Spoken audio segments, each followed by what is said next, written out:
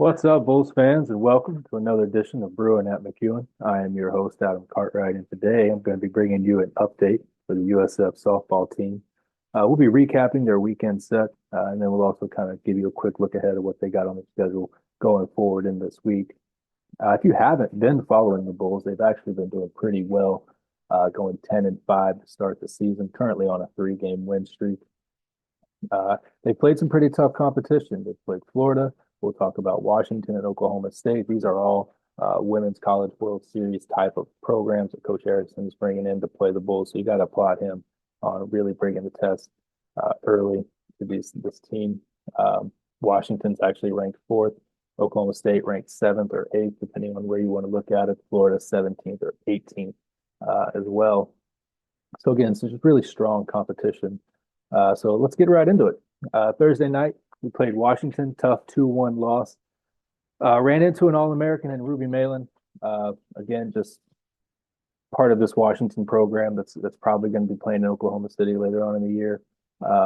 She's only allowed 3 earned runs all season. And so again, she really kind of hampered the Bulls offense. They did get something going late and managed to get a run across, but really I think the story was Malin and what she was able to do in the circle. And the same with Oklahoma State. Really just kind of hampered the Bulls offense, managed to get one run across, but really could never string anything together. I do want to point out and highlight the performance of Lexi Kopko. She pitched 3.1 innings in relief, only allowed 1 run, 1 hit, and struck out 3. So you got to applaud her for being able to come in and kind of keep it from letting the wheels fall off, if you will, and keeping the Bulls in that game and having a chance. However, the next 3 games, the story was really all about the Bulls pitching, as the two-headed monster that is Belle Sargent and Peyton Dixon were able to combine to only allow 1 run over the next 3 games. So that was really huge. It started on Friday with University of Loyola Chicago. Again, 2-1 victory this time, a 1-run game. It was an extra innings. Ended on an Olivia Elliott walk-off single to win that game. But again, the next 2 games is really about the pitching, as Peyton Dixon threw a 4-0 shutout of Pitt, and Belle Sargent threw a 6-0 shutout of Yale. Again, important to point out, though, in that Pitt game, 3 of the 4 runs were scored via air.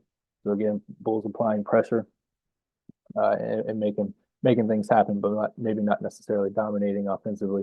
But again, things are happening and things are getting going, and so there is some positives to talk about, and we'll look at those right now. Alexa Galligani's got 6 hits, 2 runs, 2 stolen bases, and batting .359 on the year. Again, those numbers, except for the batting average, was done in this past series. So she had a really good weekend. Olivia Elliott had 3 hits and an RBI. Again, that big RBI to get the victory against Loyola Chicago. Alana Rivera kind of caught fire late in the week, collecting 3 hits in the final 2 games. Again, on the year, she's batting .429. Marissa Tribal Piece is continuing to kind of build some momentum. Her average is rising.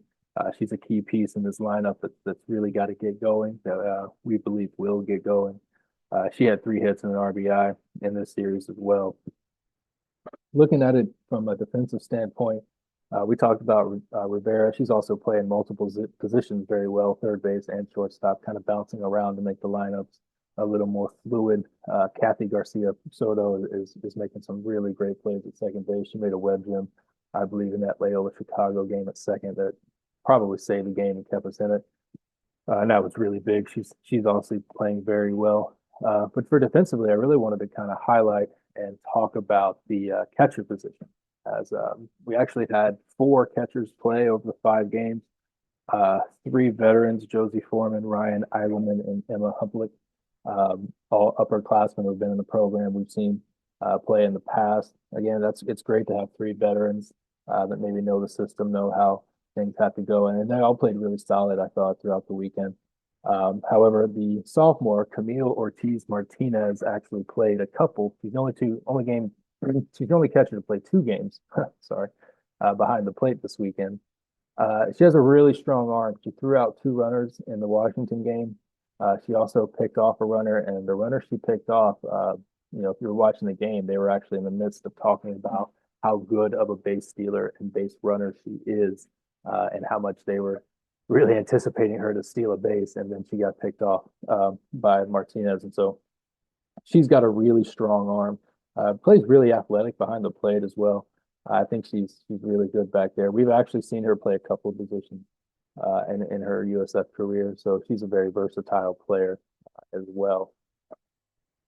Well, again, overall, 3-2 on the weekend.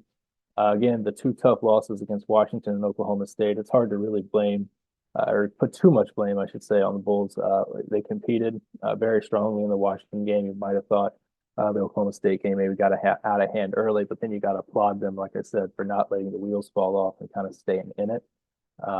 And then again, they didn't really let the 0-2 start affect their next three games, as they were able to come out and really do what they needed to do to get the 3 wins and get a win on the weekend. Well, moving forward, the Bulls will host a doubleheader against Stetson on Wednesday. They will also welcome Louisville, Georgia Southern, and Central Michigan for the USF tournament this weekend.